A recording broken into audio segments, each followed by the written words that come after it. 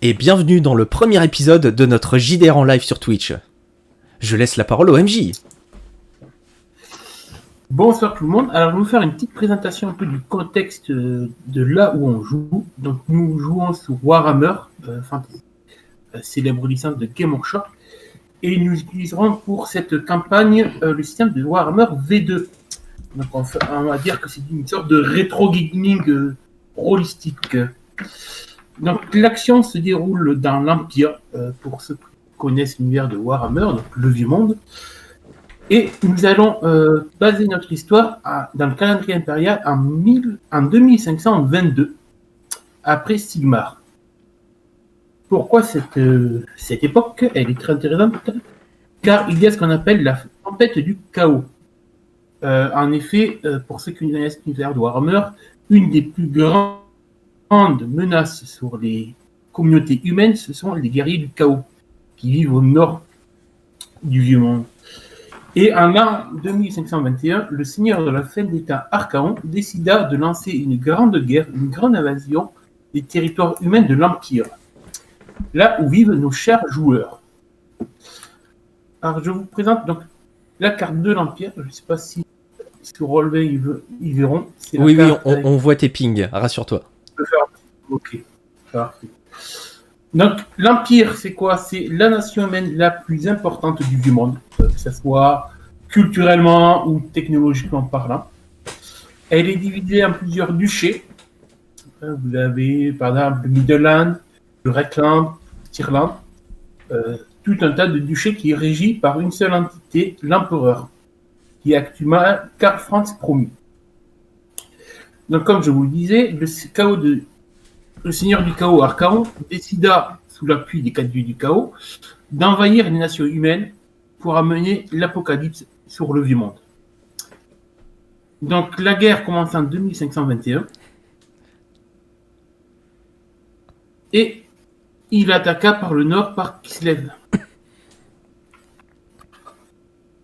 Donc, je vous ai fait une petite chronologie pour que vous voyez un peu plus clair sur les événements qui se déroulent à cette période-là. Donc, le début de la tempête du chaos qui unit donc sous la bannière du seigneur d'État Archaon, donc attaque l'Empire, en commençant par le territoire de Losmark, vous avez juste ici, premier territoire juste en dessous de Kislev. À cette époque, ce qu'on appelle le grand théogoniste, donc le chef spirituel de l'Empire qui vénère le dieu Sigmar, décide du coup de mener une première contre-attaque. Ils se font littéralement écraser. Et du coup, Archaon et les fruits du chaos envahissent l'Empire petit à petit. Donc pendant presque plusieurs mois, les forces du chaos ont pour objectif de se diriger vers Middenheim, qui est juste ici, une très grande cité dédiée au dieu Ulrich, le dieu du loup blanc. Et c'est là que nos joueurs vont être dans cette région. Alors Middenheim, on le fera plus tard si nos joueurs survivent un petit topo sur cette ville. Pour l'instant, on va nous concentrer sur une petite ville de Middenheim qui s'appelle Undergard, qui est, je ne sais pas si vous voyez sur la carte. Donc nous avons le duché du Middenheim, avec Middenheim qui est juste là, et la petite ville de Undergard, avec un petit plan plus vu, mieux zoomé. Donc cette petite bourgade a été attaquée par le chaos aussi. Une armée d'hommes-bêtes a envahi le village, et il y a eu une bataille de 9 jours et 9 nuits pour le contrôle du pont de la ville. Car c'est à cet endroit-là le seul pont qui permet de traverser la rivière pour envahir le Middenland. Et dans ce petit village, en fait, se retrouvent, par le plus grand des hasards, par du moins les intempéries de la guerre et le besoin de combattre, 3 jeunes personnages, 3 jeunes aventuriers qui vont se présenter. Et on va commencer par Heinz. Bonjour, je m'appelle Heinz. Je suis un chasseur de primes. Je suis originaire de l'Ostermark, la contrée qui a été la première à subir les affres du chaos. Je suis issu d'une famille de fermiers J'étais élevé à la ferme. Je n'ai jamais rien vu de plus que la ferme, jusqu'au jour où le chaos est arrivé. Comme je voulais défendre ma patrie, je me suis engagé dans la milice locale, avec toute ma famille. Malheureusement, après les premiers combats, très peu ont survécu. Et la plupart de ma famille a perdu la vie. C'est là que j'ai perdu contact avec mon frère. D'ailleurs, c'est par la même occasion que j'ai pu rencontrer 3 personnes.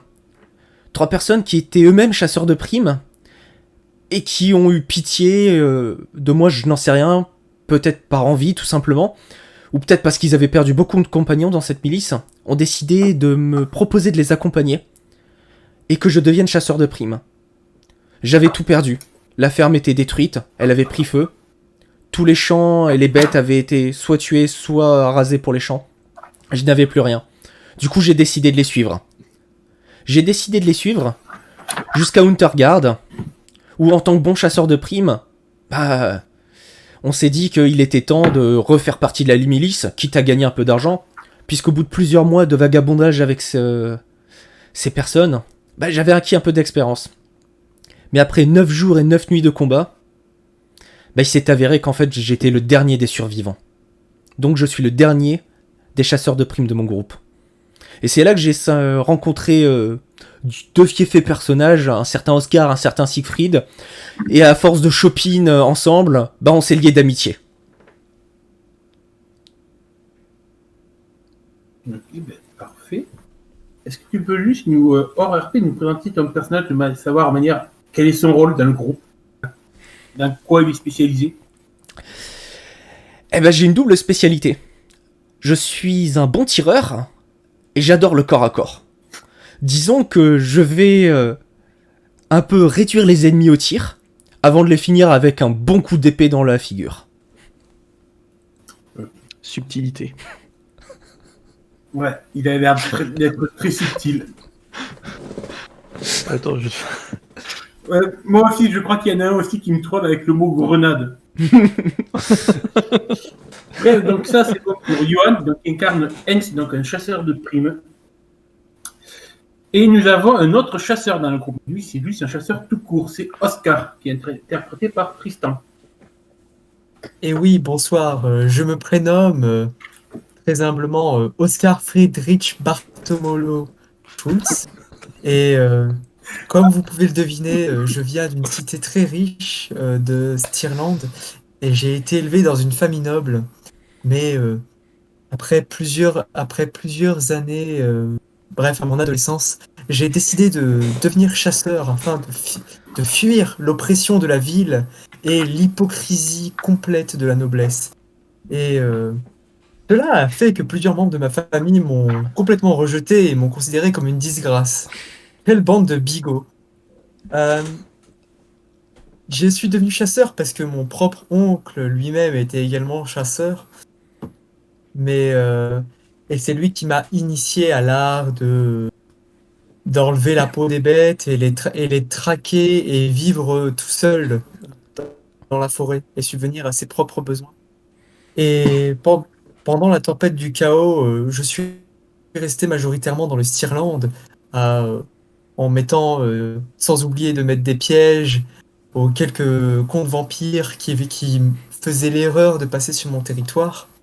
Mais vers la fin, avant la dernière bataille, je suis allé à Untergard aider à la défense de la ville parce qu'un ami d'enfance m'avait envoyé une lettre pour me demander de venir l'aider.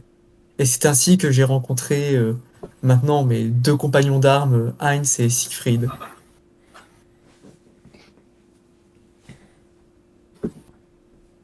Ok, parfait pour un historique. Pareil, vous parlez un peu plus au niveau de ta fiche de personnage, dans quoi se spécialise ton personnage, ses talents, ses compétences.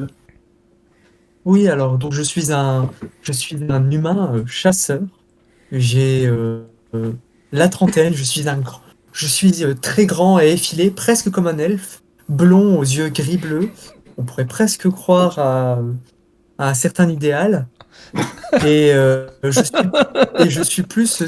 me spécialise vraiment dans le tir à distance à l'arc long. et le tir rapide, pour être plus précis. Ok. Sinon, c'est tout ce qu'il y avait à dire. Et bien, il nous reste le dernier, Siegfried. Alors Siegfried, moi je vais vous le faire à 3 personnes. Donc Siegfried, moi je suis né dans une petite ville du Nordland, dernier enfant d'une fratrie de 3. Mon père était charpentier sur les chantiers navals de la flotte impériale et ma mère était lavandière. Bah, comme étant le troisième, on m'a promis à une carrière ecclésiastique et comme j'avais pas envie de devenir bigot, je me suis barré vers l'âge de mes 16 ans. J'ai commencé à faire quelques petits boulots, ça m'a plu moyennement. Suite à une baston de bar, je me suis enfui de ma ville natale. J'ai été recruté par des mercenaires. J'ai trouvé ça sympa, je suis continué. Et pendant 10 ans, j'ai fait mercenaire. J'ai été de bataille en bataille, de comte, petit noble qui nous louait nos services. J'ai développé pendant cette période un petit don de combat. J'ai arpenté les différents contrées du Nord pour d'aller de contrat en contrat. Quand vient la tempête du chaos, et bah moi j'ai pas participé parce que pour une sombre histoire de jeu de dés avec mon capitaine, je me suis fait exclure de ma compagnie de mercenaires. Oui, alors c'est une sombre histoire. Les dés ils faisaient souvent des chiffres pairs. Ça a pas plu à mon capitaine, pourtant je lui ai dit que c'était mes dés, donc ils étaient fiables. Donc bref, c'est une sombre histoire, vous inquiétez pas. Et j'étais tout à fait honnête. Et donc je me suis baladé de petit village en petit village en louant mes services. Et le hasard ou le destin, enfin un des deux, m'a fait que j'ai fini à Untergard, où en tant que mercenaire, je me suis fait recruter pour de la défense de la ville, enfin de la ville du village, enfin du coin Pecno qui est où on est. Et après avoir combattu vaillamment, après avoir découpé les pièces et vu les autres mourir. J'ai sympathisé avec une bonne gueule de bois avec 2 autres personnes que je trouve fort sympathiques. Voilà. Ok, donc toi, ton personnage est un mercenaire, donc adepte du combat. Plus corps à corps. Donc c'est un mercenaire adepte du combat qui a une trentaine d'années. Ouais, 28 ans, 28 ans. Assez grand quand même. Donc humain, fort humain. Qui a un tatouage sur le bras gauche qui est l'ancien symbole de sa compagnie de mercenaires, qui est un espèce de sirène, vous savez pas trop, une espèce de sirène mal faite. Je suis originaire du Nordland et comme tout humain originaire du Nordland, j'ai une grande gueule, assez directe et un sens de la proportion typiquement marseillais. Et l'autre il boit avec Marseille, Marseillais, c'est où ça? Ouais. Ça, c'est un Bretonnie, ça. C'est en Bretonnie, ouais. D'ailleurs, Du oui, côté de parler d'un truc assez rigolo sur vos personnages, vous avez des traits distinctifs. Donc toi, c'est ton tatouage, mais il y en a d'autres qui ont des traits distinctifs un peu plus sympathiques, n'est-ce pas, Johan? Il s'avérerait que j'ai peut-être, possiblement omis de dire qu'il y avait une verrue inopinément positionnée sur mon visage. De manière tout à fait innocente. C'est pas qu'elle est innocente, c'est-à-dire qu'on voit que ça. C'est ça. Et moi, il me manque une dent, mais ça, c'est une dent là, donc ça se voit pas trop. Ouais, c'est pour ça qu'en fait, Oscar, il ne sourit jamais. Ah bah si, je souris, mais ça reste un sourire chaleureux. Une mauvaise bagarre, tout ça, Non. tout ça. On sait comment ça termine. Je vais vous dévoiler la petite carte, du moins une partie de la carte de Untergard. On ne l'a pas entièrement. Si on relevé ici.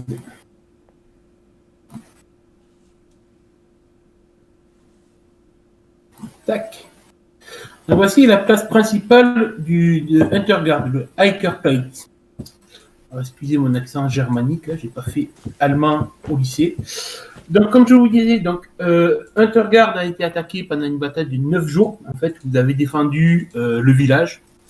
Comme je vous dis, c'est franchi sur la ville et sur une rivière, avec un pont qui a valu la prospérité de la ville. Et en fait, c'est une armée d'hommes-bêtes qui a attaqué, menée par le seigneur Kazrak, un seigneur homme-bête très puissant. Et ils ont ravagé en fait toute la partie orientale de la ville. Vous voyez, la partie orientale est vraiment en ruine. Et vous, ainsi que la milice locale, a tenu coûte que coûte le pont. Et jusqu'à ce qu'arrivent en fait des milliers de soldats impériaux venus en main forte pour repousser les hommes bêtes. Donc les hommes bêtes ont quitté la ville actuellement, mais non sans moins avoir saccagé complètement la partie orientale qui est inhabitable actuellement. Donc en fait, la plupart de la population de Huntergard, qui s'élève à 75 individus actuellement, paysans et bourgeois, on compte actuellement donc plus de morts que de vivants. Et donc vous avez tous trouvé à vous loger dans les rares bâtiments qui sont encore debout sur la Hagerplate. Vous allez juste me dire si vous voyez vos tokens aussi. Oui. Tout à fait. Je vous ai mis vos petits tokens.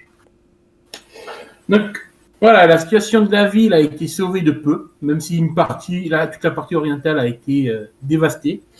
Les soldats impériaux, là, le petit millier de soldats qui étaient là, en fait, n'est pas resté longtemps en place, car les combats les ont poussés à continuer leur route jusqu'à Middenheim, la capitale, la cité-état du Middenland, où les combats étaient plus féroces. Donc du coup, vous vous retrouvez dans une ville délabrée. Il ne vous reste, on va dire, comme vrais combattants que vous trois, et quelques miliciens locaux, mais voilà. Enfin, vrai combattant. Oh. On a quand même on va dire qu'on a quand même une équipe de gros bras. Certes, ils ne brillent pas par leurs compétences intellectuelles, mais pour l'instant, on a besoin de gros bras. Ils vous ferez l'affaire. Donc voilà, vous êtes vraiment dans une situation de précarité totale. Il y a même quelques cas de peste qui ont été déclarés plus au sud de l'Empire. Donc vous savez que la maladie, la famine risque de vous tomber sur le coin de la figure dans pas longtemps. Donc la situation est assez tendue. Donc, du temps que vous avez passé à Huntergard, entre deux combats, vous avez pu commencer à faire connaissance avec quelques personnalités locales.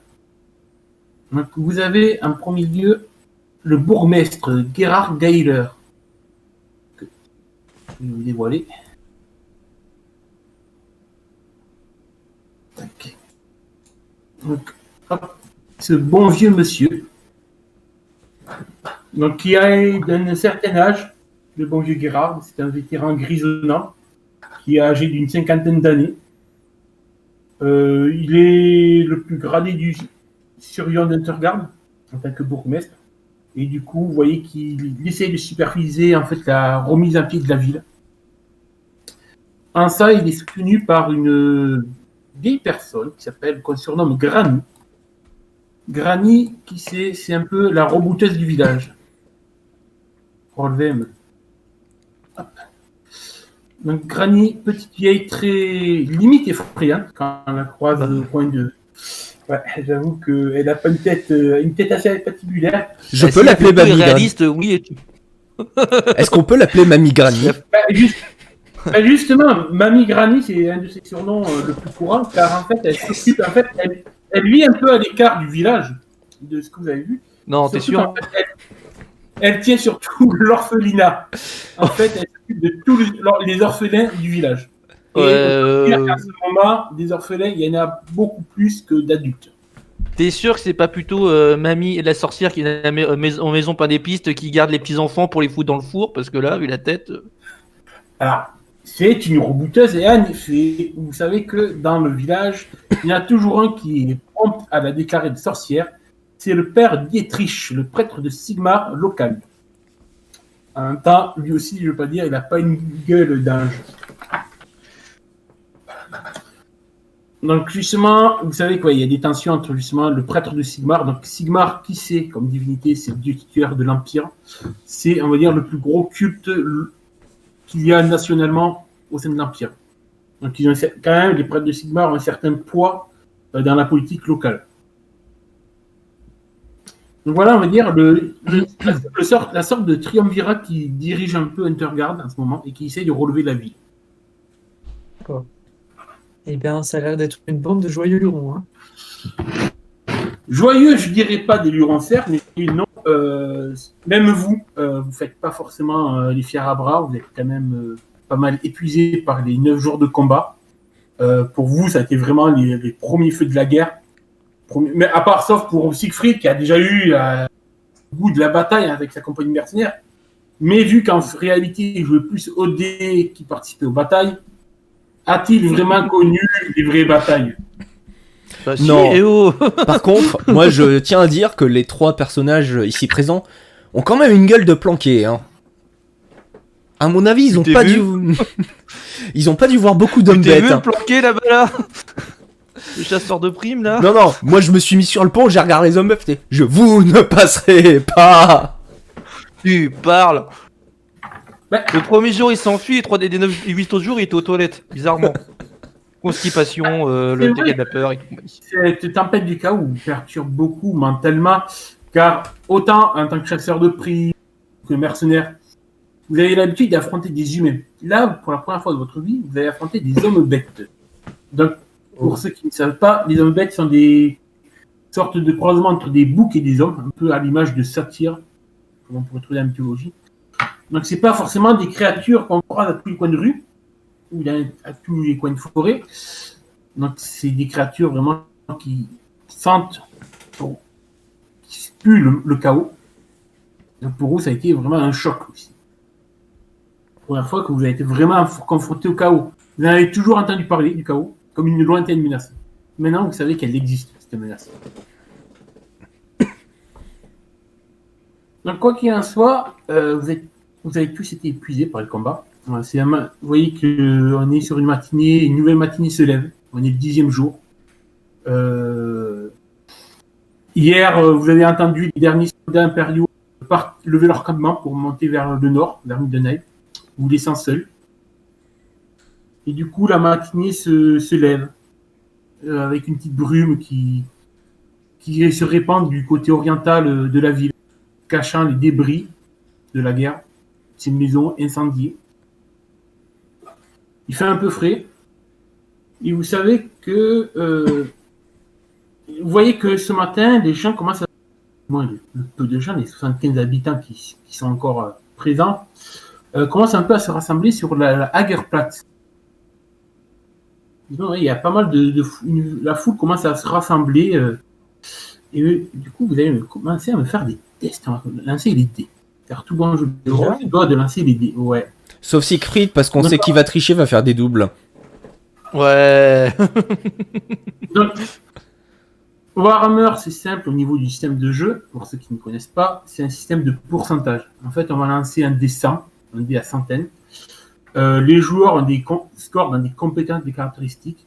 Ils lancent les dés, il suffit qu'ils fassent moins ou égal à leur score pour réussir une action. On va lier ça par l'exemple. Donc, on va faire un test de commérage. Alors, commérage, c'est une compétence qu'on utilise pour, par exemple, donner des informations ou pour raconter des ragots. Donc, je vais commencer par Siegfried. Si tu as la compétence commérage, Oui, j'ai la tu vas me compétence. faire un G. Sachant que là, étant donné que l'attroupement est de plus en plus important, tu as un bonus de plus 30% à ton score. Donc, tu as combien actuellement là? Eh ben j'ai 16 plus 30, ça fait 46. Donc, tu vas nous lancer un dessin. Et si tu fais moins que 46, ton test sera réussi.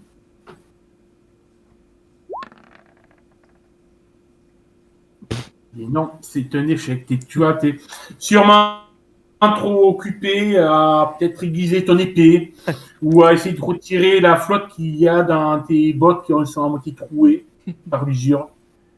Ou à QV, tout simplement. Ouais, sûrement aussi. Hens, par contre, peut-être es-tu toi plus à l'écoute. Nous allons voir ça. As-tu peut-être moins bu la nuit dernière? Tu parles. Donc un test de commérage. T'as combien commérage? 32.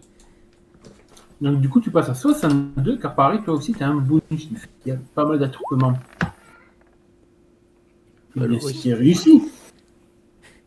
Tiens, il fait mon score au niveau commérage d'autres là. Ouais, mais Hens, tu vois, en tant que chasseur de prix, peut-être un peu plus sociable qu'un ex-mercenaire. Donc, il aime bien baragouiner, parler. Et il fait bien social, Hens. Tu entends. En Le fait, social, c'est de l'argent. C'est ça, surtout pour toi.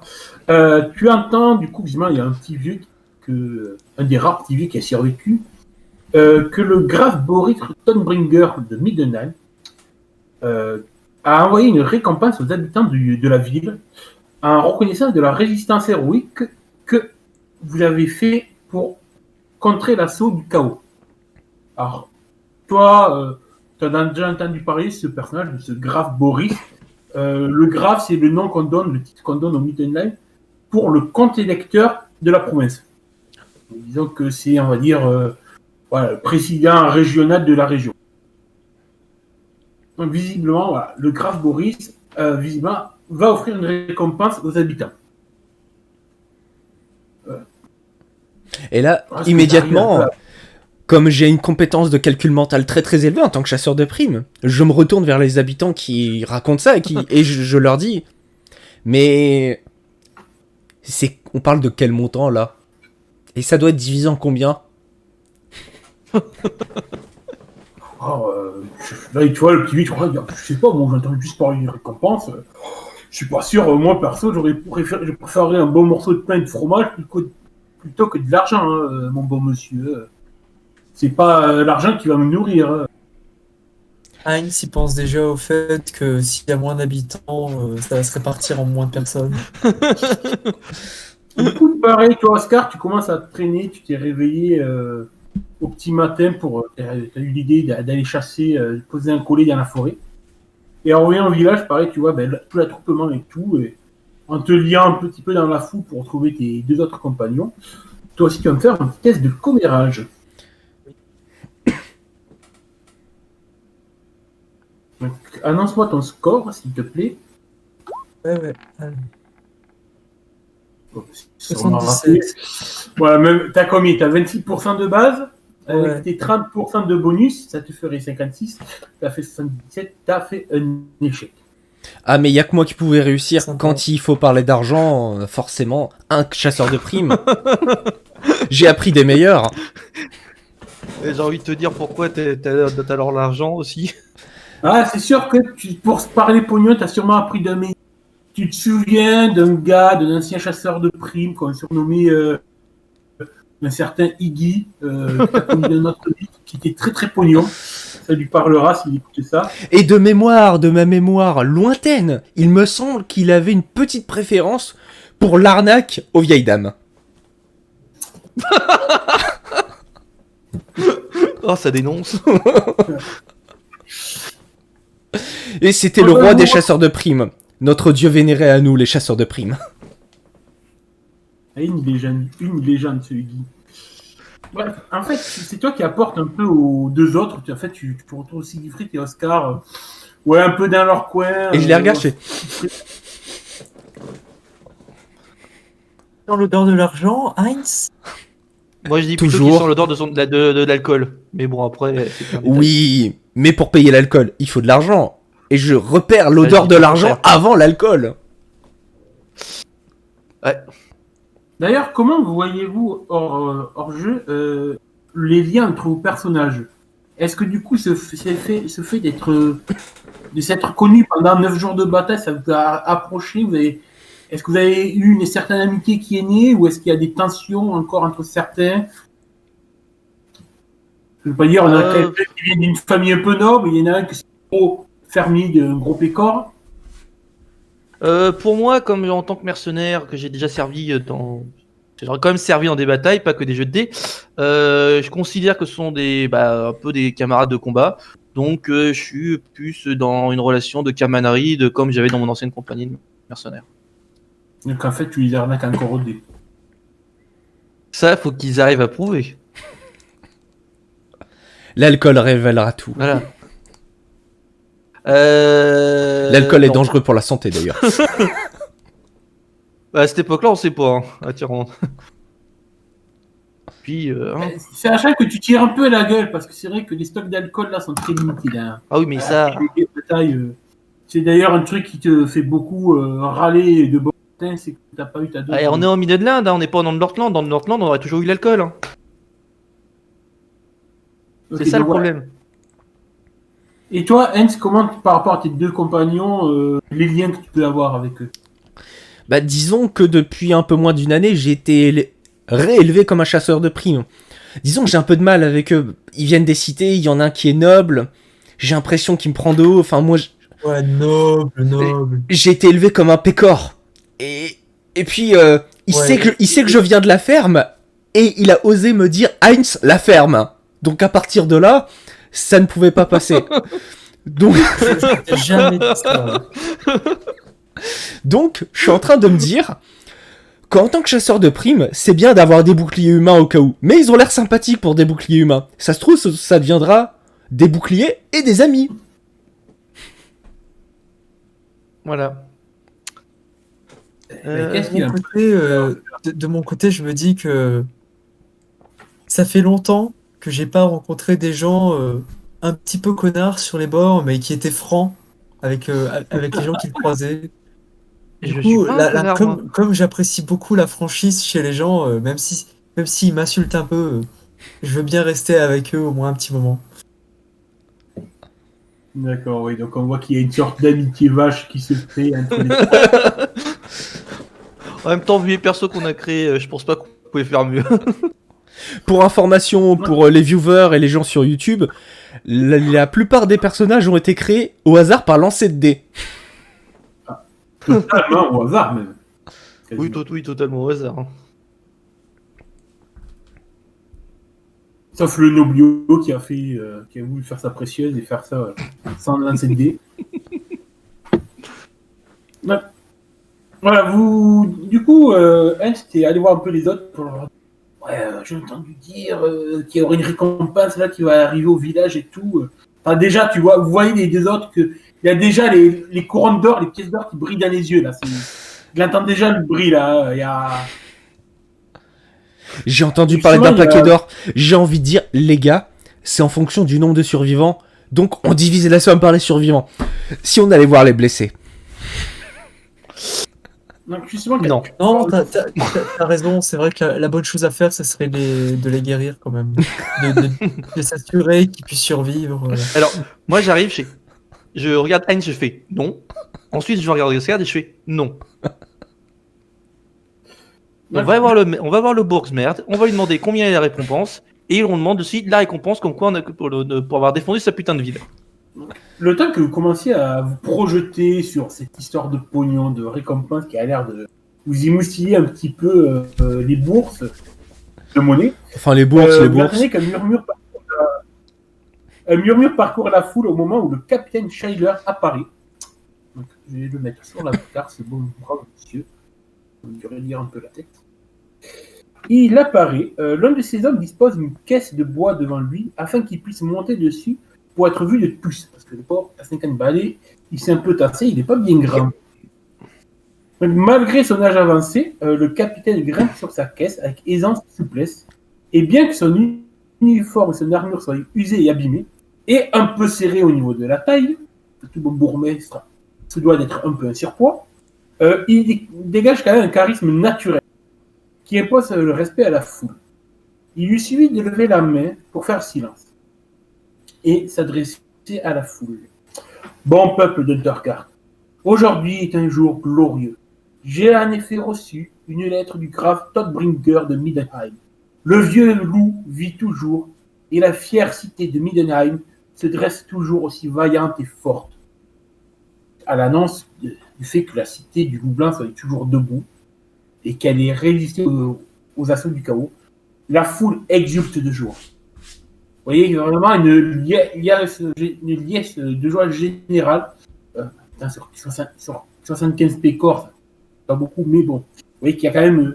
ça leur redonne l'espoir. Même vous, vous dites, si Middenheim, une grosse cité comme ça, a résisté, c'est bon signe. Ouais, quand même, hein, pas mal. Pour vous donner un indice, Middenheim, c'est 13 000 personnes. Donc vous voyez que le temps que la foule finisse de dégager sa joie, Schuyler reprend. Le grave Tom Bringer nous envoie un remerciement pour la manière dont la population d'Untergard a su se dresser face à l'avancée des troupes du chaos. Il a dit, et je ne fais que le citer, les générations futures se souviendront de la bataille pour le pont d'Untergard. comme de l'une des plus glorieuses batailles de l'histoire du Midnight. Soyez fiers, peuple d'Untergard, car notre sacrifice n'aura pas été vain. Donc pareil, de nouveau, des gros... Vous voyez que c'est le genre de discours qui remotive. Même vous, mine de rien, vous vous sentez porté par l'élan de la foule. Jusqu'à ce que la nouvelle tombe et abatte Hens et tous ses espoirs. Afin de nous montrer sa gratitude pour le courage dont nous avons fait preuve, le Grave nous a envoyé un gage de sa reconnaissance. Vous voyez que le capitaine prend un sac, gros sac. Hens, tu te dis, récompense. Je la vois, tu peux presque là-dessus. Le capitaine met sa main dans le sac et en sort un truc extrêmement précieux pour la population. Une miche de pain et une bouteille de vin. Et là, moi, je me retourne vers mes comparses et je fais... Elles ont une drôle de tête, mes pièces d'or. Alors en même temps, tu t'en donnes quoi avec des nobles? Et là, je regarde Oscar. Mes pièces d'or. Je dirais quand même pas non à une miche de pain et une bouteille de vin après tout ce qu'on vient de vivre. Et pour vous, en fait, Siegfried et Oscar vous dites que oui, justement, c'est peut-être la meilleure récompense que vous pourriez avoir. Surtout toi, Siegfried, qui en tant que Nordland, un taquine la bouteille. Tu dis 2-3 bouteilles de vin, je dis pas non. Pareil, Oscar, tu dis un bon bout de pain, c'est mieux que de manger des vieux morceaux de cuir pour faire passer le goût. Enfin, si on a une bouteille de vin pour tout le monde, on va pas aller loin non plus. Hein. Donc vous voyez qu'en voyant le pain, le vin, de la nourriture fraîche, de la bonne boisson, comme je vous dis, de la population après 9 jours de bataille, ben vous avez beaucoup mangé de burger, plus que de viande. Donc là vous exulte.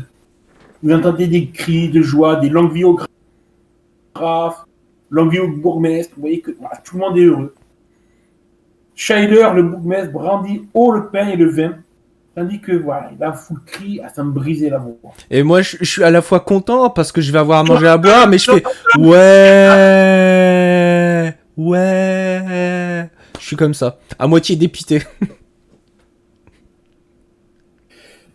Mais soudainement, alors que tout le monde sauf un exulte de joie, une soudaine, violente explosion retentit et la bouteille de vin que tenait Scheidler dans la main éclate en morceaux et en éclats.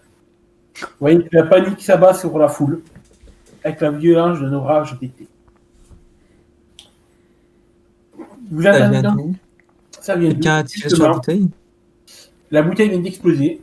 Toutes vos oreilles sont aux aguets. Vous avez entendu ce bruit et vous allez me faire un nouveau jeu de compétences. Une des compétences les plus importantes d'un jeu de rôle qui s'appelle la perception. La perception, c'est quoi? C'est tout ce qui est utilisé pour faire agir les sens. L'ouïe, l'odorat, le toucher. Donc là, C'est un jet de explosion. Vu que c'est une explosion, pour savoir d'où ça vient, on peut avoir un bonus. Attends, peut-être qu'il est en Alors, adoré. c'est un jet facile, donc vous aurez droit à un bonus de 20%. Alors, pour éviter que on lance tous les dés en même temps, je propose qu'on mette toujours un ordre. Voilà, Alors, moi on je peut vais le faire faire en même temps, à la limite. Je vais faire l'ordre par rapport aux caméras que j'ai. J'ai d'abord Siegfried, après Hens et Oscar. Donc je commence par Siegfried. J'allais dire, si on les lance en même temps, c'est pas gênant. On fait juste la résolution chacun notre tour. Non, c'est parce que les jets de dés sont enregistrés en live. Perso dit qu'il y a une bouteille de pinard qui vient d'exploser. Alors en fait, Siegfried est tellement dépité d'avoir vu la bouteille de pinard exploser qu'il n'a pas prêté attention à autre chose. Ah non, là c'est bon, là, Il y en a, je commence à pleurer. Hens, à toi, Donc tu m'as dit une compétence de perception, c'est ça? perception. Avec un bonus de 20. Plus 20.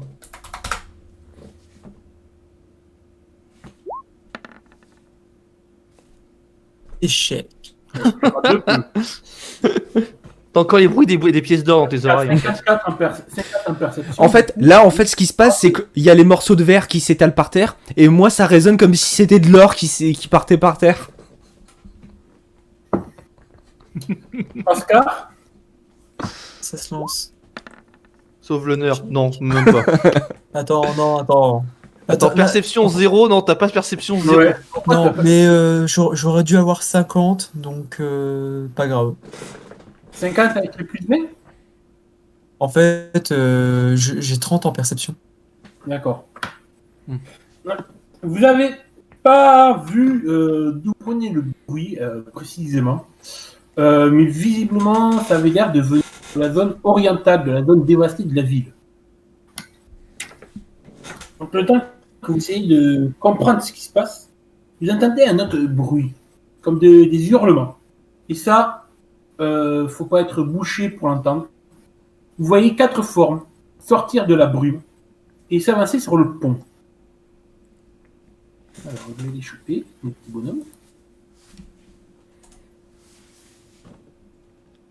Qu'est-ce que c'est que cette horreur? Ouais, alors, C'est ça qu'on a combattu pendant plusieurs jours? non, alors j'ai pas trouvé encore à faire des tokens. Au niveau de mutants, j'ai trouvé. Donc vous voyez débarquer 4 personnes habillées en haillons qui courent sur le pont en hurlant. Ils sont assez particuliers, c'est des humains. Mais ce qui vous choque, c'est que le premier qui débarque, il a, comme sur le dessin, des bras tentaculaires. Celui qui le suit, le deuxième, il a des cornes et une fourrure épaisse sur tout le haut du torse. Le troisième a un museau en forme de brin de cochon. Et le quatrième a 3 yeux. Dont le troisième est sur son front et en fait sous un pédoncule, comme celui d'un escargot. Donc vous avez face à vous des mutants du chaos. Créatures que vous n'avez jamais vues et qui dégagent une aura de peur et de terreur. Même vous qui avez été endurci par 9 jours de combat, en voyant ça, vous êtes troublé. Vous allez me faire un test de force mentale, qui est une des caractéristiques principales dans votre fiche de personnage, qu'on utilise justement pour voir si vos personnages restent stoïques ou vont courir comme des lapins. Brut. Brut. Eh bah, 27 ou moins. Eh non, toi, ouf. T'as le gars avec son brin de cochon. Et premier échec critique de la soirée. 98, mesdames, mesdemoiselles, messieurs. Moi, je fuis et je commence à pleurer. Et Et du coup, Johan. Ah. Oh. Et la dernière dépitée, je les regarde en train de paniquer.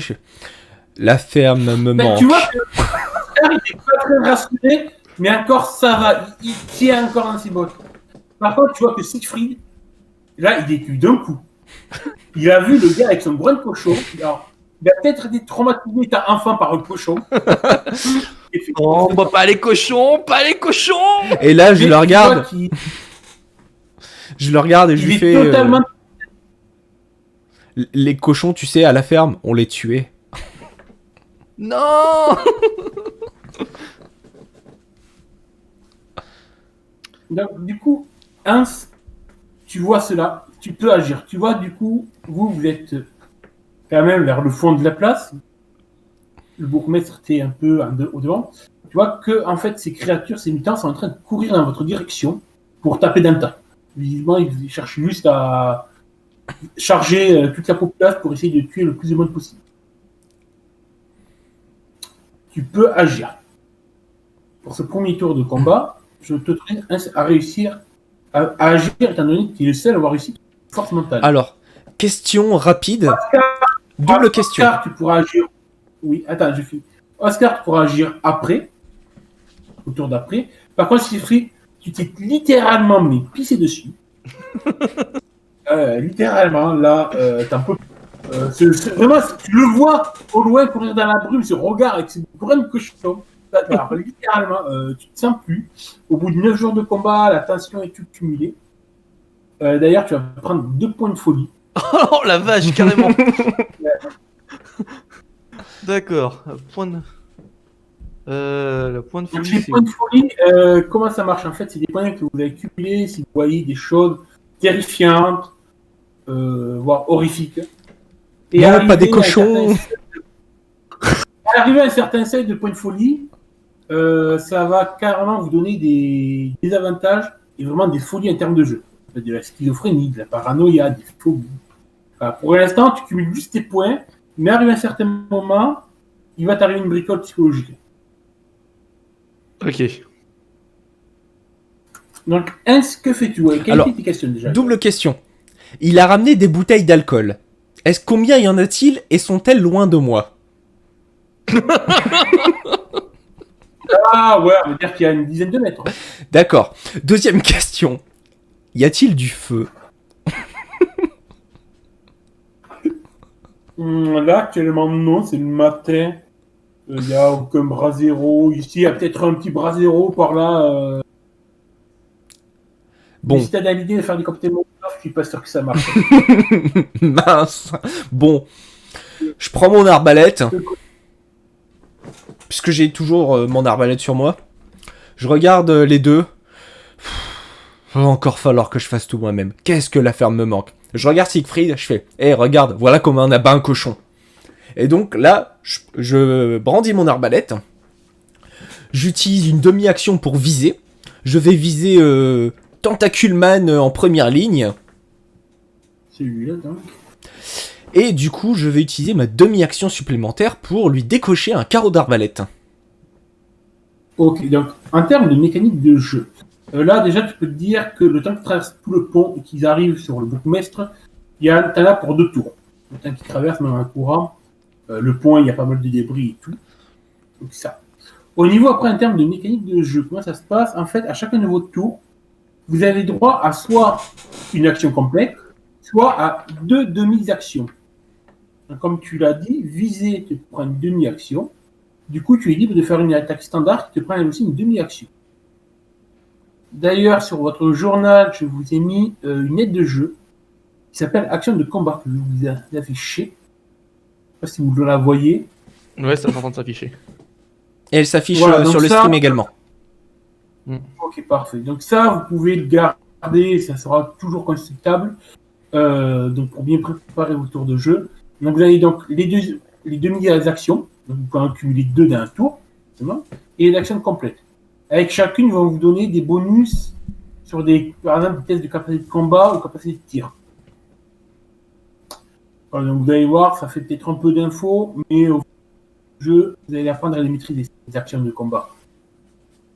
Donc, pour ce qui en est donc de Hens, il nous fait une première action qui confère donc un plus 10 en CT, mais Hens Plus 20 pour a moi. le talent. Ouais.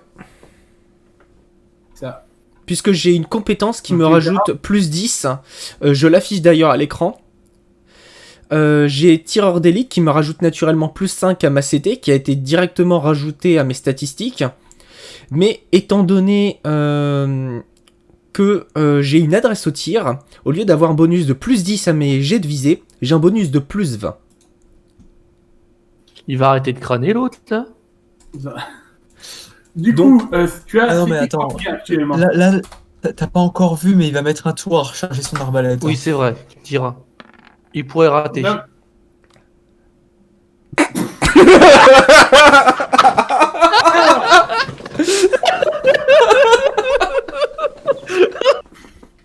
Ah, c'est beau. Ah, c'est beau.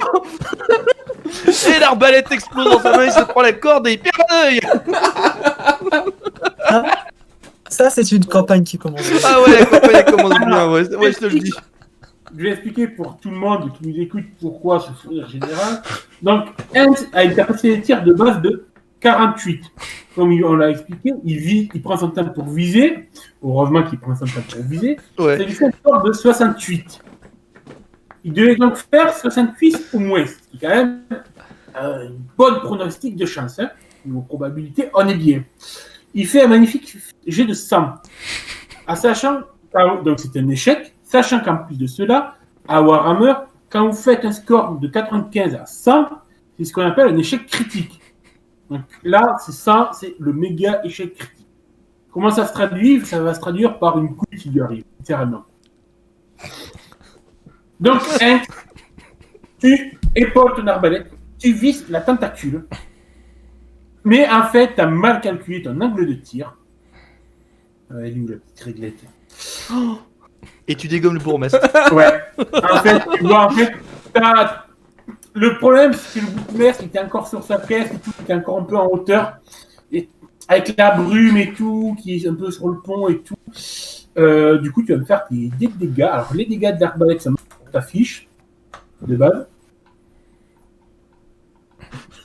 Moi, c'est plus 4, si tu ne me trompes pas de mémoire. Oui, c'est plus 4. Je vous ai marqué d'équipement hier. Oui. Off. Donc, Oula, pourquoi tu me- Bah, j'ai lancé le dé bon, de l'arbalète. Alors attends, ça doit pas être ça. Les aléas du direct. Hein. Ouais. Ouais. Alors, ouais, il y a un problème. Donc, j'explique juste les dégâts. Donc, en fait, tu as un score de dégâts sur ton arbalète. Et à chaque fois, en fait, donc, on fait des dégâts, on lance un D10, en plus du bonus de ton arme. Donc, Ce D10, c'est ce qu'on appelle... Ce D10, c'est ce qu'on appelle un dé explosif. Si, par exemple, tu fais la valeur maximale du 10, tu pourras le relancer et additionner aux dégâts. donc pour résumer, je lance un des 10 auquel je rajoute automatiquement 4 en dégâts. C'est ça. Et si tu fais un 10 sur ton D10, Et explosif, tu pourras relancer. Vas-y, fais-nous un petit 10 pour Un que petit tu 10. one-shot le bourgmestre. presque. Ouais, pas Enfin, presque. Mais les il- dégâts, ok. Et là, du coup, après avoir... Ok. je me suis rendu compte sur qui j'ai tiré, je fais... Po, well done, j'ai pas eu mes pièces d'or. Là, mais t'es au courant qu'on peut se faire chasser par le village après, hein. Que les pièces d'or, là, c'est peut-être notre dernier souci, hein. D'un carreau d'arbalète, en fait, frappe le bourgmestre, t'avais fait 100.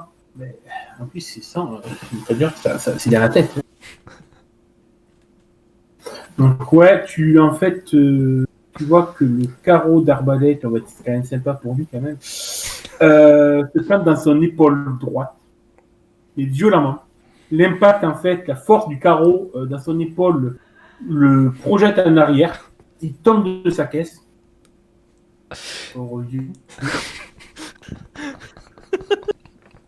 Si on se prend pas la milice après.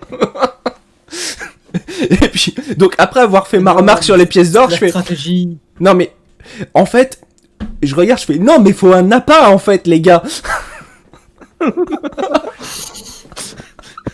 Donc, étant donné que Oscar et Siegfried, vous avez pour l'instant raté votre test de force mentale, vous avez été un peu secoué par la partie des mutants, vous perdez votre tour, et du coup, c'est le tour des mutants. Ils continuent de courir. Voilà, Ils vont se jeter sur le pauvre justement, le premier va faire un petit test d'agilité parce qu'il y a un trou dans le pot. Vous voyez qu'il essaye de courir, de sauter le trou. Il a de la chance, le couillon, il arrive à sauter de peu. En fait, vous voyez que avec ses bras tentaculaires, il arrive à pas chuter dans le trou. Nouveau tour. Alors, là, on va vraiment prendre un tour de combat complet. Donc, on va vraiment le structurer de manière classique. Et sur le passé. On va d'abord commencer par ce qu'on appelle le test d'initiative pour voir qui va agir en premier. Sachant que du coup, Siegfried est toujours, toi, très perturbé. Ouais, Ça fait quand même critique. Il t'agira ce tour-ci un dernier D'accord. obligatoirement. Mais tu vas quand même faire ton test, je le garderai pour le prochain tour. Donc l'initiative à Warhammer, c'est simple. Vous prenez votre score d'agilité, dans votre caractéristique principale, et vous lancez un des 10. Et vous me faites le résultat. un des 10. À 10. J'ai pas compris en fait. Vous lancez donc Pardon. un des 10 auquel vous additionnez votre agilité. Ah, d'accord. Ok. C'est qui a lancé Oscar, ok. Donc tu me diras combien tu as fait, Oscar, au total 41. 41. Siegfried, vas-y. Agilité, ça nous fait 41 aussi. Ok.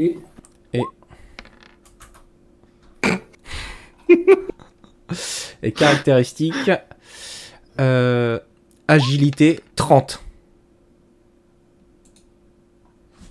Ça te fait 33 donc. Oups, pardon, j'ai lancé plein de dés, j'ai pas fait Oui, exprès. oui c'est sûr de me dire qu'est-ce qu'il fait, là il a une compétence particulière. Non, non, désolé. Ouais, il a la compétence pour toucher les. Là, c'est sûrement ton maître chasseur de primes, le célèbre Iggy, qui t'a appris à attaquer les vieux. C'est un truc de famille. Et je vénère mon maître Iggy, le dieu. Quoi, va le joke pour toi, Iggy. Donc, ce score initiative, je vais le garder pour tout le combat. Et en fait, on joue l'ordre d'action des personnages de la plus grosse valeur à la plus faible. Donc, ce qui nous fait qui jouera en premier Oscar, avec 41 initiatives. Siegfried, toi aussi, tu as 41, mais puis littéralement dans les choses pour l'instant. Tu joues un dernier tour-ci, tu te reprends dans tes esprits le prochain. Et après, ça sera un des mutants qui va agir. Donc, Oscar, que fais-tu? Eh bien, alors qu'est-ce que c'est que ça? Alors attendez. Qu'est-ce que c'est que ça? Ça, on va dire que c'est un trou dans le. Moi, ça. C'est un trou? C'est un trou de grenade. Ouais, on a Dans le scénario. Ok. Je peux me déplacer de quelle distance pendant un tour? Tu peux te déplacer de ta valeur de mouvement de 4 mètres. Donc, en gros, on va dire que tu peux déplacer. Alors, je me suis pas amusé à faire des cases. J'adore un combat.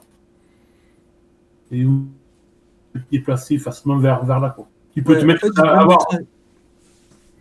L'idée que j'aimerais me mettre à courir par là. Alors là, je suppose qu'il faudrait ton tour complet pour courir et te mettre à l'abri. Ouais, bah j'aimerais juste me déplacer un peu, genre. Hop, là. Oh, je peux pas. Ah merde, c'est pas le bon perso. Genre juste comme ça.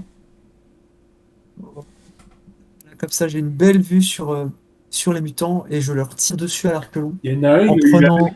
Tu as une belle vue sur le petit vieux qui se relève. Ouais, bah justement, il est à terre. En fait, c'était ça le coup. Le coup qu'en fait que Hens a fait, c'est pour mettre le bourgmestre à terre comme ça qu'on puisse tirer dessus sans le toucher. En fait, c'est ça. Tout était calculé. C'était le plan. Tout est lié. C'était le plan. Tout est lié. Je te le brûlerai sur le bûcher pour hérésie. Oscar, comment tu utilises tes actions? Une demi-action pour viser et une demi-action pour tirer. Ok. Donc du coup, tu as combien de capacité de tir? J'ai 42, mais Donc, du coup, avec visée, j'aurai 52, c'est ça? Voilà, une chance sur deux de réussir. Faire un coup ou un échec. Ça lance normalement. Hop. Pourquoi ça met du temps? Des fois, ça prend le 20 simple. Moi, je vois déjà un succès. Ça Oh. passe. 45. Donc, tu infliges 3 points de dégâts, c'est ça? Avec ton arc? Donc, c'est un donc 10. Donc, tu me lances 2 des 10 de dégâts.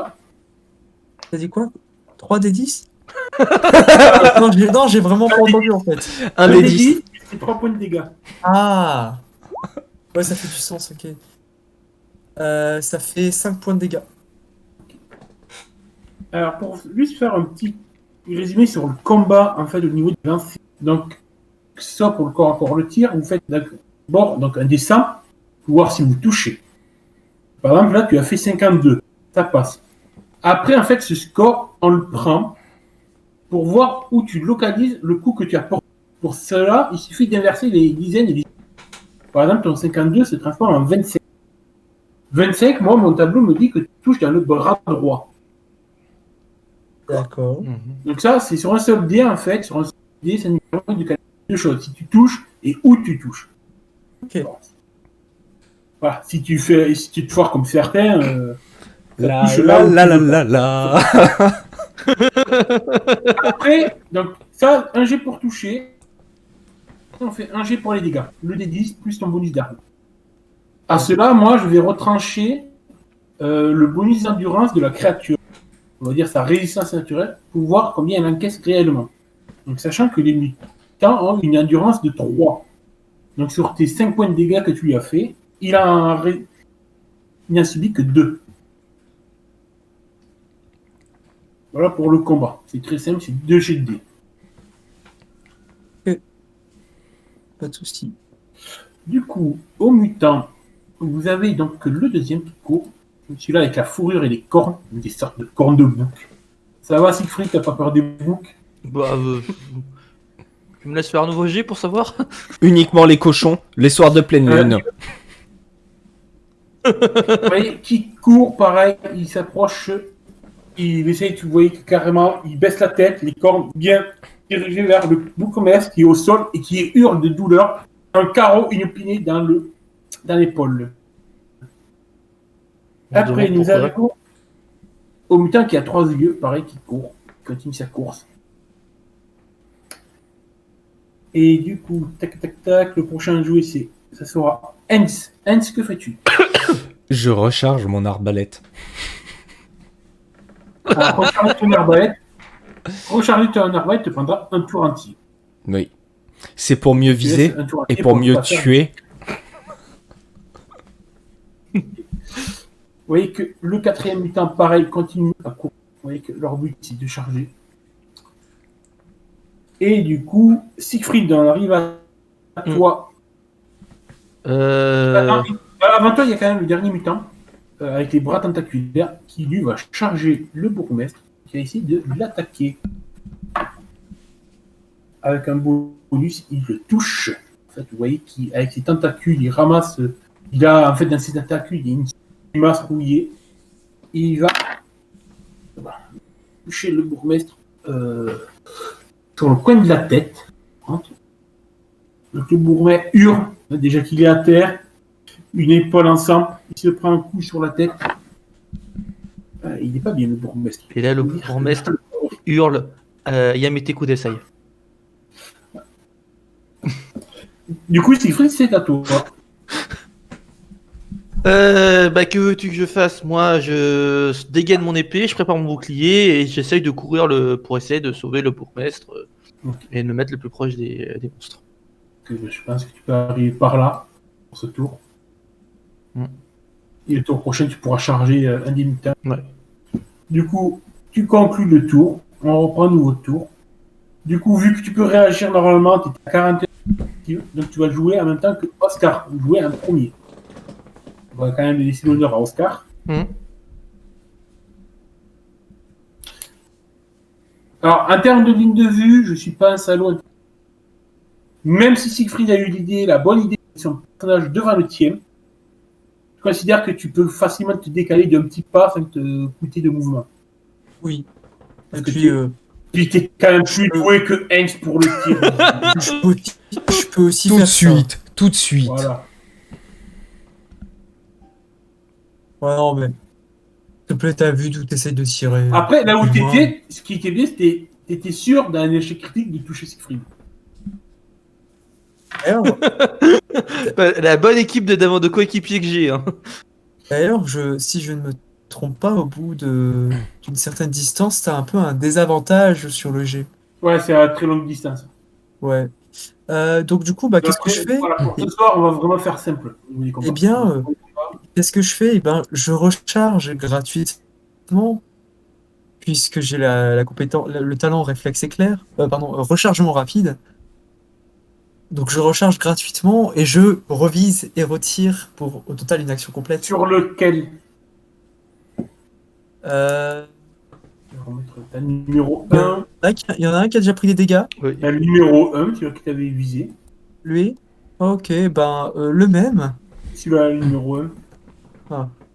Et ben. Après, t'as le Bourbex qui a pris des dégâts aussi, si tu veux. Ouais. Tu peux tenter de Mais si J'essaie de.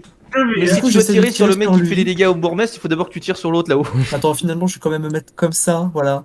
Et je vais tirer sur lui. Ok.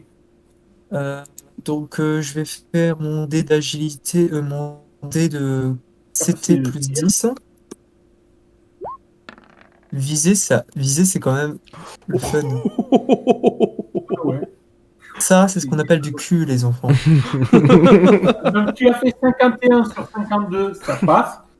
Donc, ton 51, moi, je l'inverse, ça fait 15, ça fait dans la tête. Tu lui touches la tête et maintenant, tu lances un des 10 pour les dégâts. 10, Ouais, 10, ouais, 10. ça arrive. Voilà. Oh. Tu lui Et fais plus 3 11 de dans dégâts. Tu lui fais donc 11 de dégâts dans la tête, auquel moi, je tranche son endurance.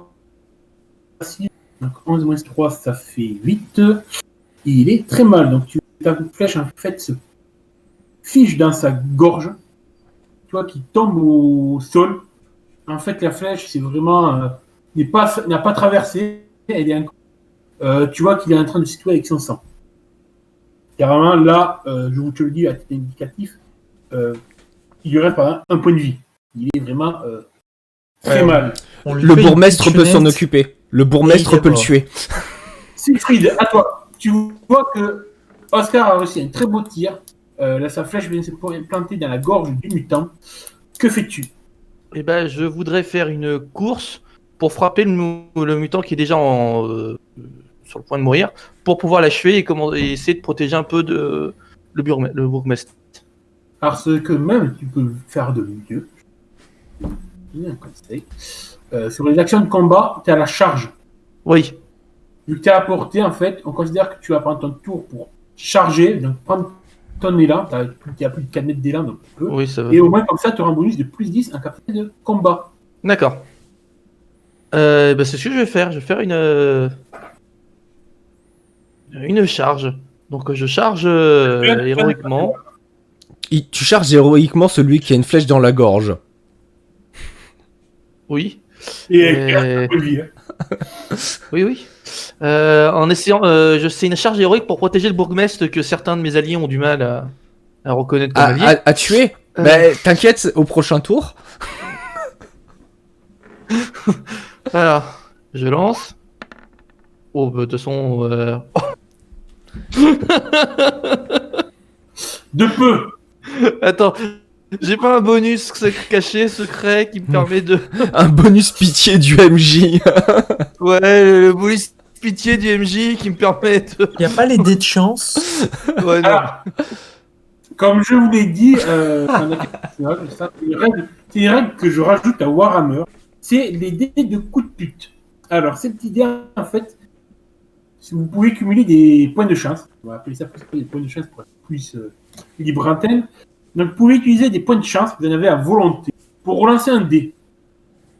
Par contre, à chaque fois que vous utilisez un point de chance, moi, je vais le récupérer, le garder au chaud dans ma besace, il va se cumuler, et je pourrai réutiliser contre vous à n'importe quel moment pour une action d'une de mes PNJ. Ouais, mais non. Parce que j'ai pas fait un échec critique qui est sur le point de me tuer, donc. Tu vois, en fait, t'arrives un petit peu et tu es prêt à porter ton coup, mais en fait, tu vois que le mutant a roulé au sol, à moitié agonisé. En fait, il a roulé un peu contre le corps du bourgmestre, qui lui aussi est en train d'agoniser. Tu vois, il a la bave aux lèvres, Enfin, toujours un carreau dans l'épaule. Du coup, en fait, tu as retenu ton coup au dernier moment. Oui, tu as deux doigts de toucher le bourgmestre dans la foulée. Enfin, ça va, en train d'agoniser, c'est qu'une flèche dans l'épaule, hein. Oh là là, tout de suite. Il vient de Marseille, hein, c'est ça. Il vient de Marseille, hein, c'est ça. Le deuxième mutant avec les cornes de la fourrure, lui, il s'en fout, il charge en fait dans la foule. Donc, il faut se dire qu'en fait, autour de vous, il y a une foule déjà qui commence à essayer de fuir. Hein. Je ne vais pas m'amuser à mettre le token de 75 techno. Hein. Vous voyez que celui avec les cornes, en fait, a changé de guerrier. Oh que non, j'avais dit qu'il chargeait le bourgmestre avec les cornes. Il va se taper le bourgmestre. Excusez-moi. Et il rate, en fait, tu vois. Au moment où, en fait, il arrive pour charger, du coup, il a pilé au dernier moment, il arrive. On se retient. En fait, le mec, il s'est tout simplement arrêté et il a regardé, il a fait, mais il y a une flèche. Enfin, il y a un carreau d'arbalète. Mais ça vient d'où? Il y a un allié? Donc, celui-là, maintenant, c'est au tour de notre père avec les 3 yeux qui va charger par contre la foule. Bon. On va faire un test. Il commence à voir. Il s'énerve sur une vieille. Une vieille femme qui est en train de marteler avec son bourdin. Après, on est au copain de Siegfried, à museau de cochon. Qui te repère. Et il s'avance vers toi pour te porter un coup. D'accord. Il te touche. Il a fait 25, sachant qu'ils ont 31 en combat. Donc il lance un des 10 pour ses dégâts. Donc ça me fait 5. Alors il a fait 23, donc je touche J'ai un bouclier. à droite. Oui, Et c'est noté qu'il a moins 10 en... Non, j'ai rien dit, je me suis planté. J'ai pas le droit de faire un jet de parade avec le bouclier tout à l'heure. alors la parade, c'est une demi-action en fait qu'il faut préparer. D'accord. Il te faut penser en fait à prendre une demi-action à ton tour, te dire je me mets en position de préparer. Mhm. Il t'inflige donc 8 points de dégâts dans le bras droit. Donc sur ta fiche de personnage, en fait, je vous ai petit mannequin avec vos points d'endurance et d'armure. Oui. Donc je sais pas si tu peux afficher par exemple ton fiche de personnage. Hop. J'y suis. Pour moins que tout le monde puisse le voir. Hop, donc je vais prendre la fiche. Donc en fait, c'est le le petit mannequin que vous mannequin. voyez. Voilà. Il y a les petites cases qui indiquent les différentes parties du corps avec différentes valeurs. En fait, c'est la valeur d'endurance. Par exemple, Johan a de base 3 d'endurance, donc il va réduire 3 points de dégâts sur toutes les parties de son corps. Il est en plus équipé de ça d'un chapeau cuir, d'une cuir qui donne 1 point en armure à la tête, donc il réduira la tête uniquement de 4 points. Et aussi un gilet en cuir qui lui donne 1 point d'armure sur le torse, qui va réduire encore ses dégâts sur le torse. Siegfried, lui, par exemple, tu as d'autres valeurs. Oui. Moi j'ai 6 pour mon torse et 4 pour mes 2 bras. Ça, parce que tu portes de la maille. Donc, du coup, sur les 8 points de dégâts que je te fais donc, au bras droit, tu as réduit 4 de mémoire. Oui. Donc, tu peux te marquer que tu prends que la moitié. Donc, tu prends Parce qu'il n'y a que Maï qui maille. D'accord. Non. Ça va être long, les JDR. Ça va être long, les JDR ensemble. Je demande qu'ils se prennent la foudre de Sigmar instant. Pour l'instant, il va bien te jouer parce que c'est le mutant au bras tentaculaire qui a sa flèche qui se débat. Donc, il va passer son tour. Il va faire un test d'endurance. Très pas sympa d'ailleurs. Non, il se tient, il s'accroche à la vie. Et à toi, Enz. Alors, Enz, du c'est à coup, toi d'agir.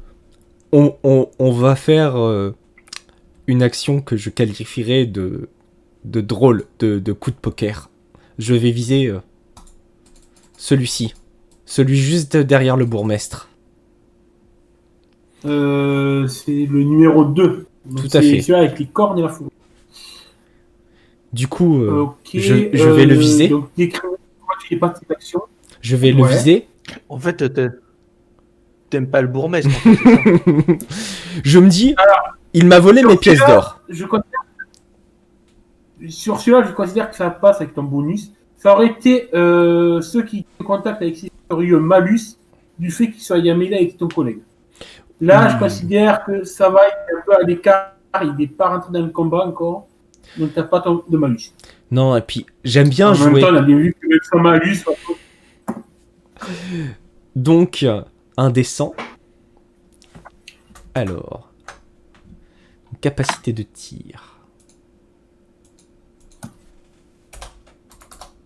Et hop. Bah voilà. Voilà. oh, du coup, ça fait dans la tête. Et tu peux faire tes dégâts. Donc, 1 des 10 plus les 4 points de dégâts de ton arbalète. Un bon jet. Ah ouais. Ouais. 13. Ouais. Bon. Ça fait 13. Bah écoute, tu le one shot. Et là, je regarde les gars, je fais, c'est comme ça qu'on fait dans la vie. En fait, tu regardes Tu vas personne me parce qu'on est trop Tu vas loin. me lancer un D10, s'il te plaît, parce que là, il te prend un coup critique. Tu vas me lancer un D10 pour voir la violence du coup critique qu'il prend. Plus tu fais gros, mieux c'est.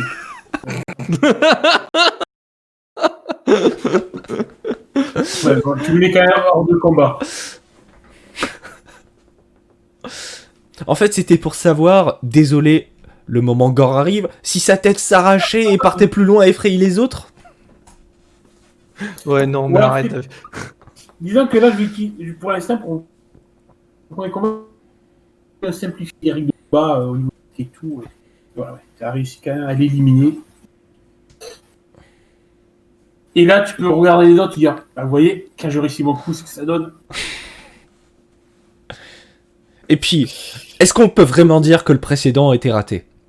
J'attends encore mes pièces d'or. Du coup, tu conclus le tour. C'est nouveau tour. On commence donc avec Siegfried et Oscar. Donc, selon qui vous voulez qui agisse en premier, Oscar.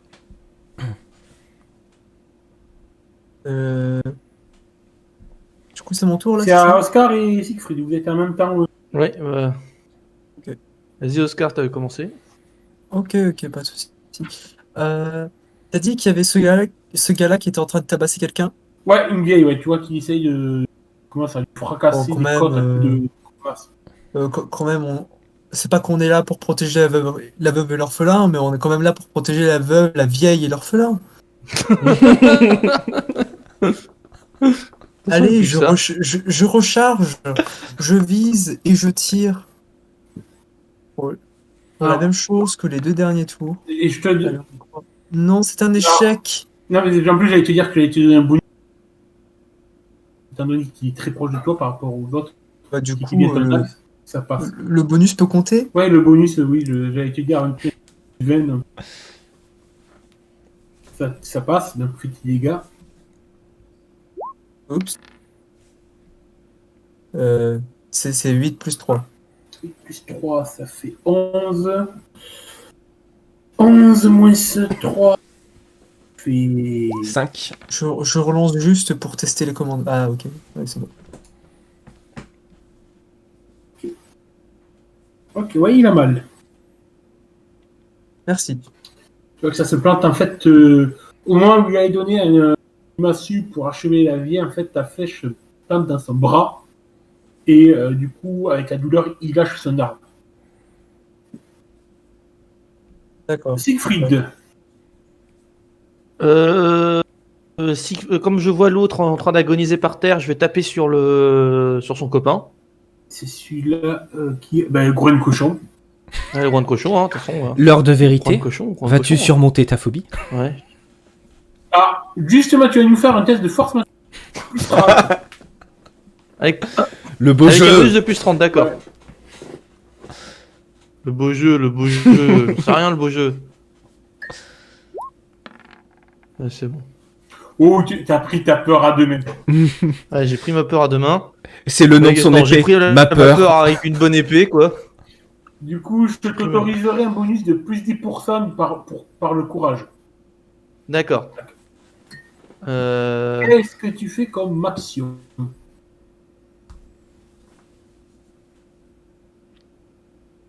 Bah, je vais faire une bonne vieille attaque brutale dans sa face. Ok, donc du coup, tu gagnes un bonus de plus 20 en capacité de combat, mais tu pourras ni esquiver ni parer. Ouais, Ce de toute qui façon, nous je fait peux... donc un total de 30 en CC, en bonus, Mhm. du coup, que je t'ai donné 10 de courage. Ouais. Tu as surmonté ta peur avec brio. Parfait. Voilà. Et tu me taperas dans le corps. Tape dans le corps. Et du coup, fais-moi tes dégâts. Oh, on a vu le 2 arriver. Hein. Ça nous fait un 8. Oui, j'ai vu le 2 arriver. Donc ça nous fait 8 plus 3, 11. Ok. Ouais, donc tu fais très mal. Qui en deux, c'est. Tu tapes à l'épée, toi. Hein. Oui, je tape à l'épée, moi. Donc ton épée, en fait, se plante dans son abdomen. En fait, tu fais une profonde balafre qui lui ouvre le bide en deux. Boyau commence à rester par terre. Tu vois qu'il est étonné de voir que Cochonneau voit c'est comme un chapelet de saucisse au sol.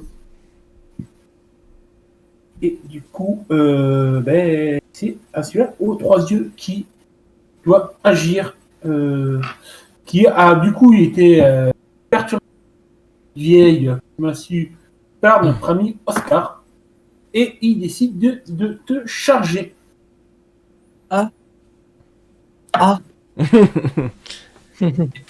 Et là, si il j'étais rate doux en sa- métage, je mettrais une belle photo.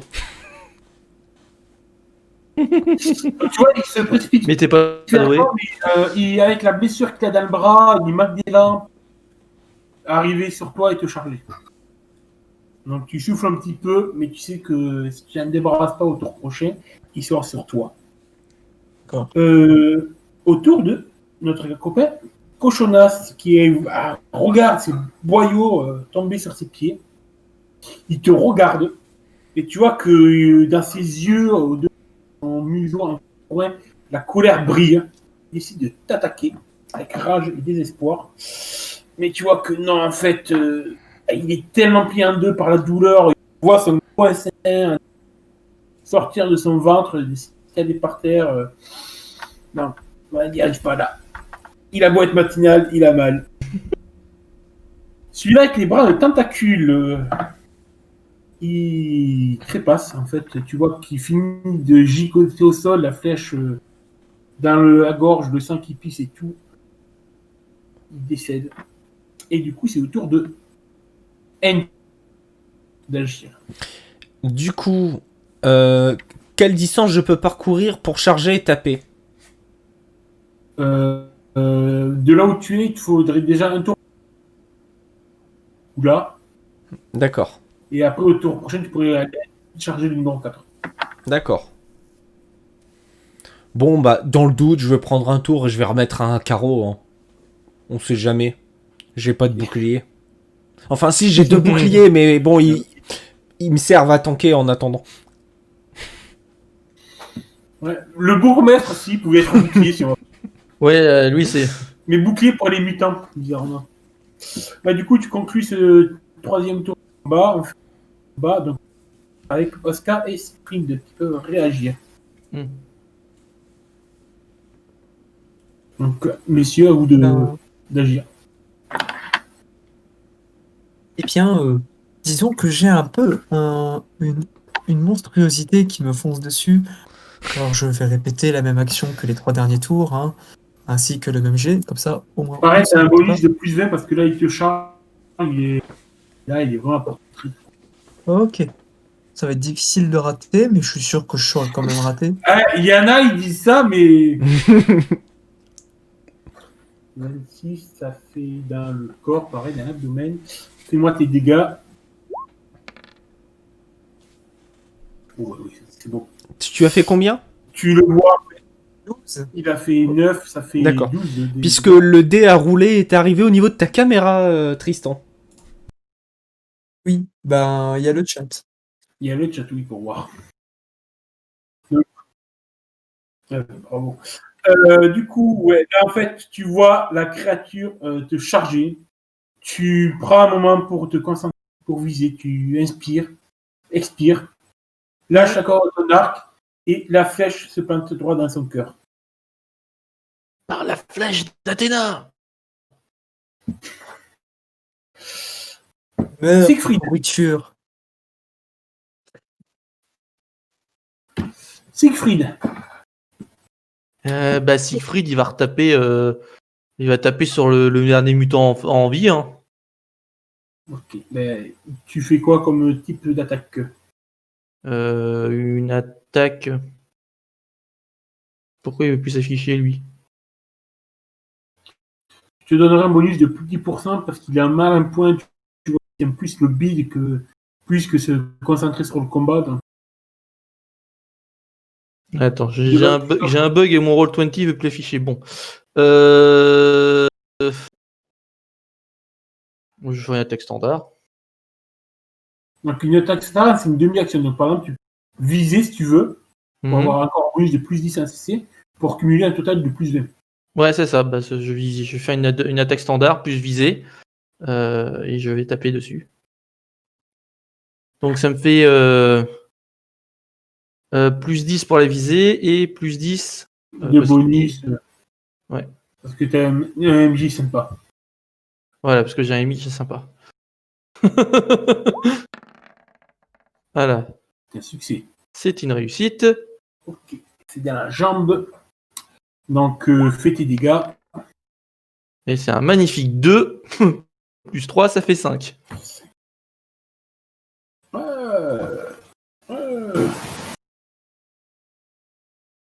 Faut espérer qu'il faut une endurance de 5, en sinon. fait, tu vois, il titube à moitié, tu dis que tu vas finir à le mettre à terre. En fait, tu tu lui donnes un coup d'épée en direction de ses jambes pour le faire chuter. Tu sectionnes la jambe droite au niveau du mollet. Attends, t'as fait combien? 38. Ouais, 63. 48. Non, c'est le bras, excuse-moi. 40. Ah oui, 48, 84. Oui, c'est la jambe droite. C'est bon. Donc, tu sectionnes la jambe droite du genou. Il tombe à la renverse. En plein milieu, c'est propre boyau.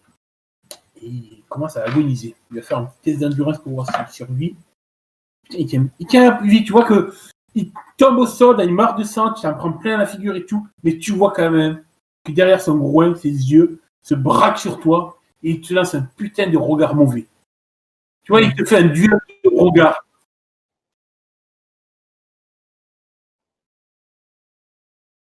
Tu vois que le temps se fige entre vous deux, vos regards se croisent et c'est un vrai duel. Tu te souviens de ce cochon qui t'a attaqué quand tu étais jeune. Et là, tu as envie de te venger. Du coup, il reste que lui qui va essayer de porter une ultime attaque. Non, il rate. Tu vois que il se débat, il en peut plus, et c'est à Hens d'agir du coup.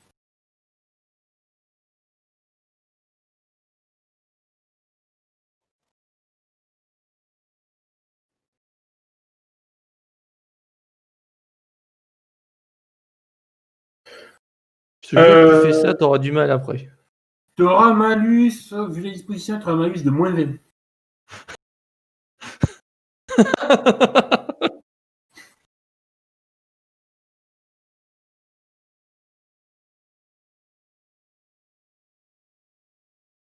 Après, si tu prends le temps de viser, en fait, ça annule le malus. Non, tu mets 2 sur ton arbalète. Tu vas pas nous refaire l'échec critique quand même. Si tu rates, c'est tout. C'est pas forcément. Oui, non, mais l'échec critique, après, c'est mes fesses.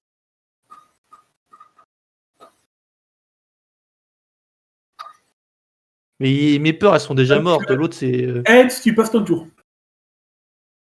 Ok. Ouais. Donc le gars, il a super bon hybride dans ce combat. C'est magnifique, sa carrière. Du coup, dernier tour, je suppose. Oscar et Siegfried. Qui agit? Je vais laisser l'honneur à Siegfried quand même. Bah oui, je vais agir. Je vais essayer. Je vais refaire la même chose, c'est-à-dire un coup standard avec le temps de viser. Ouais. Donc pareil, je te redonne le bonus de plus 10. Même là, il est vraiment. Ouais, c'est plus 10.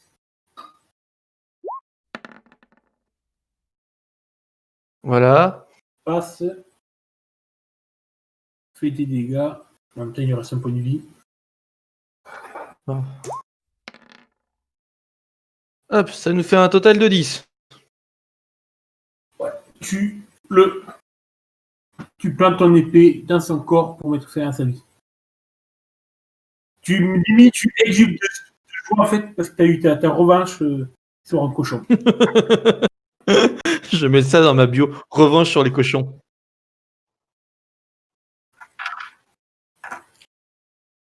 Ouais, non.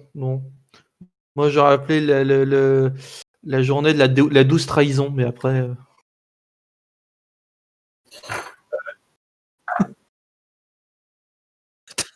Juste, on va finir une petite conclusion, quand même, peut-être, pour pas laisser Julien faire ranger de dés. Siegfried, donc le combat est fini. Tu te retournes comme vers le bourgmestre. Tu vois qu'il respire encore. Alors, je gueule une guérisseuse qui doit venir se dépêcher. Il te regarde avec une grimace, en tenant son épaule ensanglantée avec un carreau. J'ai beau être matinal, j'ai mal là.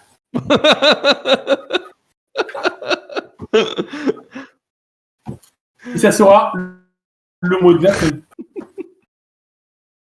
Au revoir YouTube.